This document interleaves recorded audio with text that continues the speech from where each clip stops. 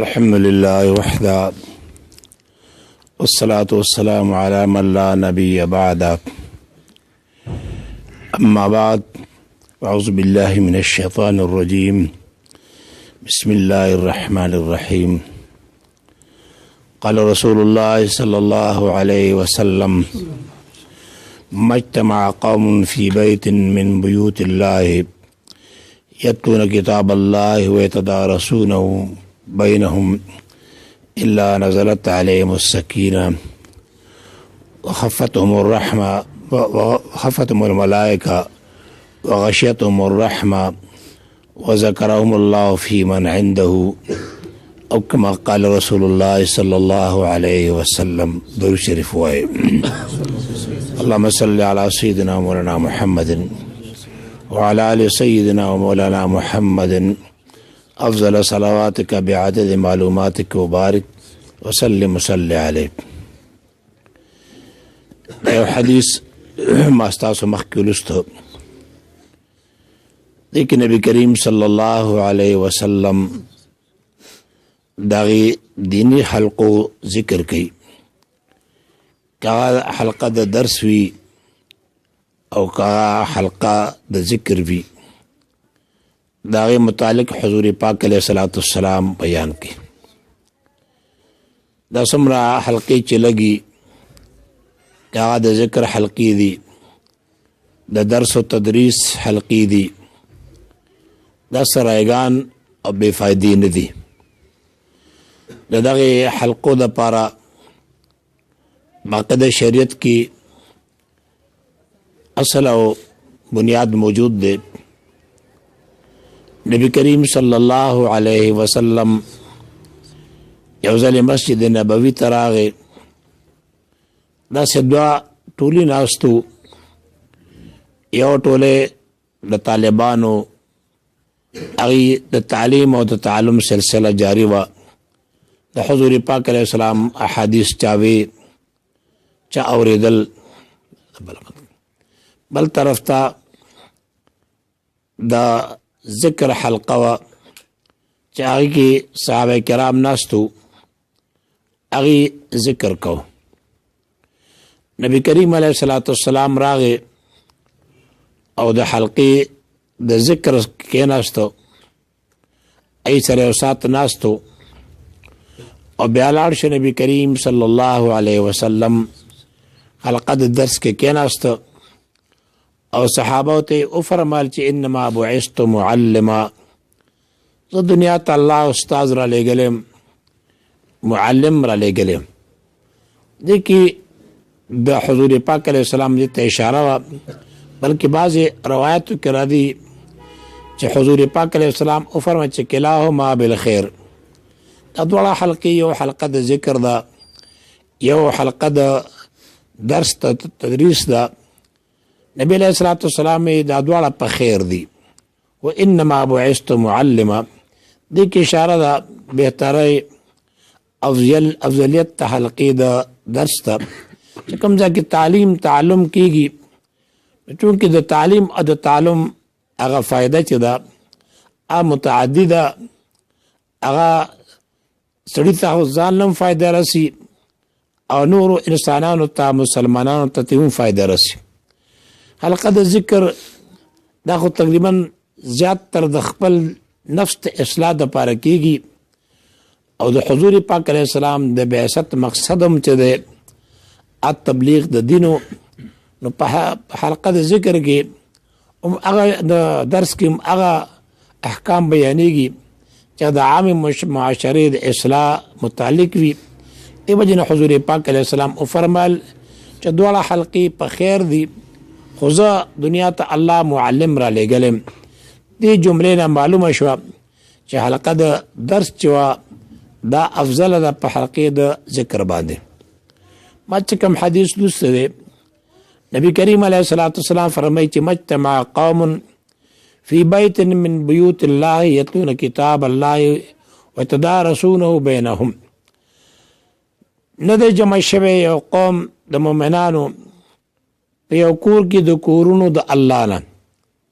جماعت په جماعتونو باندې اطلاق د بیت الله کېږي، جمعات ته بیت الله وایي، او دا اضافت دا شرافتن دی او تعظیمن دی، ورنه د الله خو مکان نشته چې الله پای کې مکین شي.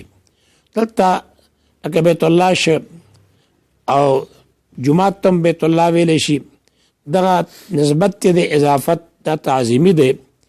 نبی علیہ الصلوۃ والسلام فرمایي مجتمع قوم فی بیت من بیوت الله، جمع کېږي او قوم په یو کور کې د کورونو د الله نه، او مگر چې هغې څه کې یتلون کتاب الله، چې هغې د الله کتاب لولي، ویتدارسونه فیما بینهم، او دی د قرآن کریم درس کې په خپل منځ کې څوک یې وایي، څوک یې زده کوي، څوک یې تفسیر بیانوي، څوک یې چې دی هغه اوري.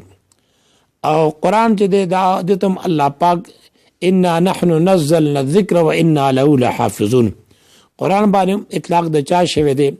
د ذکر شوی دی. الا نزلت علیهم الرحمه، مگر دی باندې رحمت نازلیږي، دی باندې سکینه، آرام، طمانیت نازلیږي، او دی د ملائکې را دي، او ملائکې دغه حلقې نه ګیره واچي.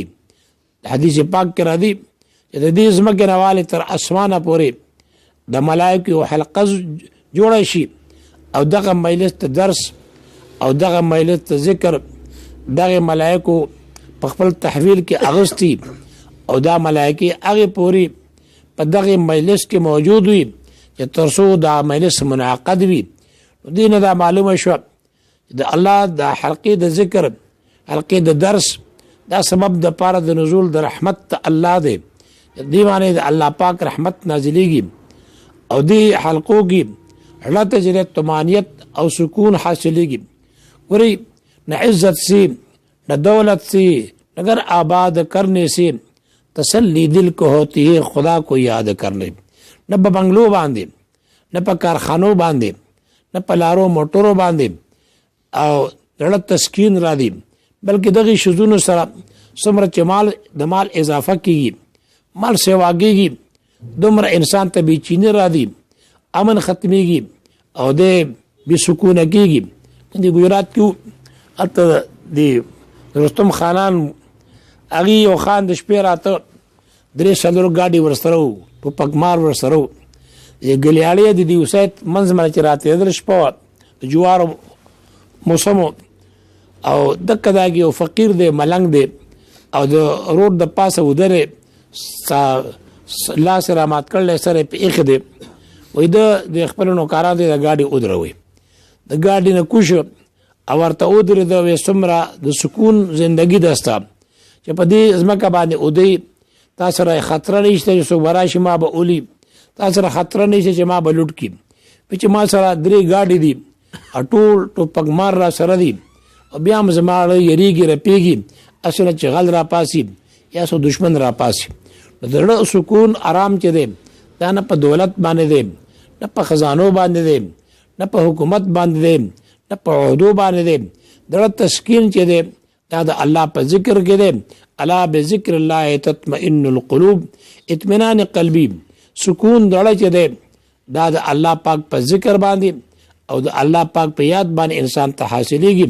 دې وجه نه حلقې د ذکر په دې کې شرکت پکار دی، دې کې د انسان نفس ته خوشحالي را دي، بل دې کې دا فائدې دي.